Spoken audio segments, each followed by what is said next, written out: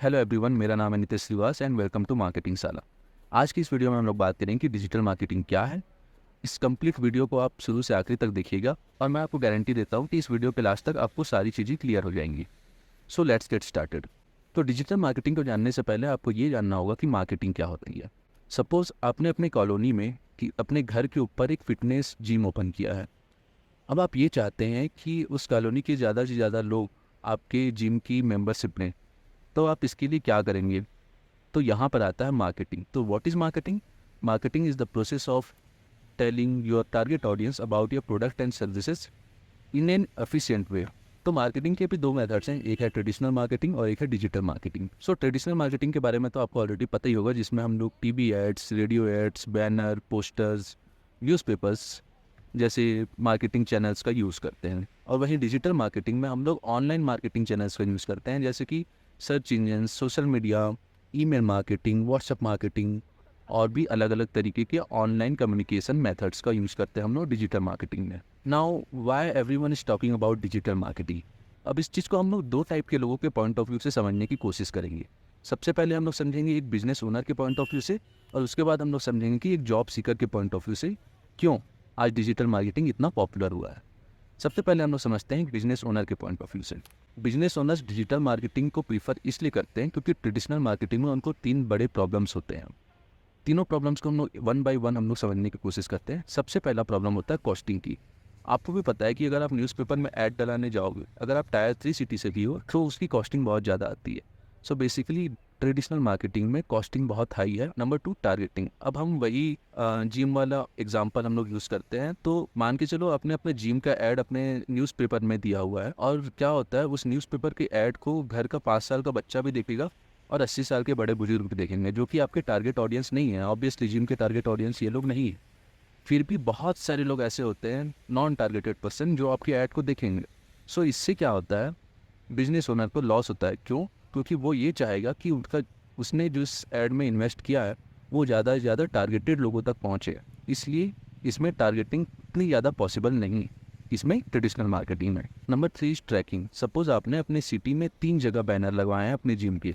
एक बैनर में आपने जॉन अब्राहम की फ़ोटो डाली है, एक बैनर में आपने ऋतिक रोशन की, और एक बैनर में आपने टाइगर श्रॉफ की फ़ोटो डाली हुई है। अब आपको ये कैसा पता चलेगा कि आपके जिम में जो लोग मेंबरशिप लेने आ रहे हैं वो एग्जैक्टली कौन से पोस्टर को देख के, कौन से बैनर को देख के इन्फ्लुएंस हुए हैं और आपके पास आ रहे हैं? अगर आपको पता चल जाए किसी की तरह कि एक पर्टिकुलर बैनर को देख के ये लोग आ रहे हैं, तो आप बाकी दोनों बैनर में पैसे स्पेंड करना बंद कर सकते हैं। इसलिए ट्रैकिंग भी एक प्रॉब्लम है ट्रेडिशनल मार्केटिंग में। तो ये 3 मेन प्रॉब्लम है।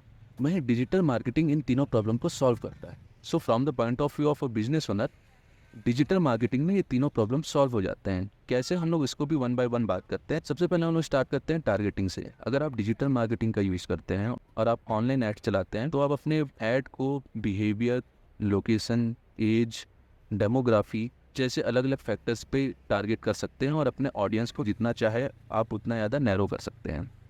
तो इससे क्या होता है, आप अपने प्रोडक्ट या सर्विस को एकदम ही ज़्यादा टारगेटेड ऑडियंस तक शो कर सकते हैं। Number two is pricing.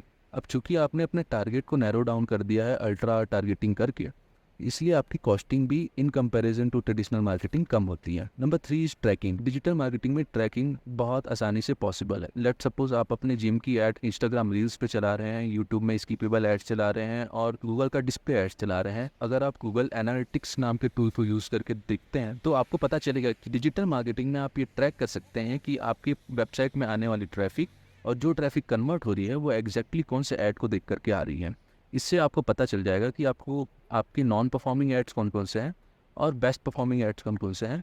इसके बाद अल्टीमेटली आप नॉन परफॉर्मिंग एड्स को डिसकंटिन्यू कर सकते हैं। तो ये 3 जो डिसएडवांटेज ट्रेडिशनल मार्केटिंग में थी, जिसका सॉल्यूशन डिजिटल मार्केटिंग में निकल जाता है। इसलिए from the point of view business owner, way digital marketing को ज़्यादा प्रीफर करते हैं। अब हम बात करते हैं कि जॉब सीकर्स डिजिटल मार्केटिंग को इतना ज़्यादा प्रीफर क्यों कर रहे हैं। तो इसके भी कुछ रीजंस हैं। मैं यहाँ पर 3 रीजंस के बारे में बात करूंगा। सबसे पहला रीजन है नो इंडस्ट्री लिमिटेशन।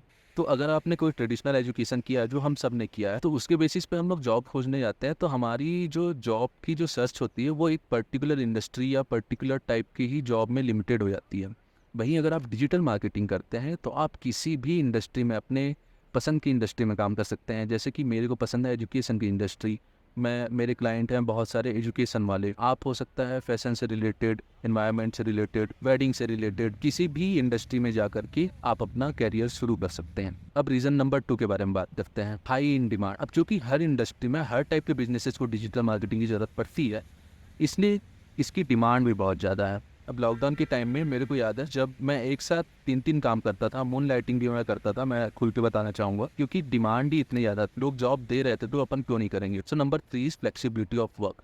अगर आप डिजिटल मार्केटिंग एक बार सीख जाते हैं, मोस्ट चांसेस है कि आपको रिमोट जॉब ऑफर किए जाएंगे। डिजिटल मार्केटिंग में इतने सारे रिमोट जॉब्स अवेलेबल हैं कि आपको 60% जॉब्स तो रिमोट ही मिलेंगी, चाहे आप इंडीड में सर्च करें, चाहे लिंक्डइन में, चाहे naukri.com में। जॉब के अलावा आप फ्रीलांसिंग भी कर सकते हैं, अपना खुद की एजेंसी भी चालू कर सकते हैं और लोगों को डिजिटल मार्केटिंग सिखा भी सकते हैं। There is no limitation of type of work in digital marketing.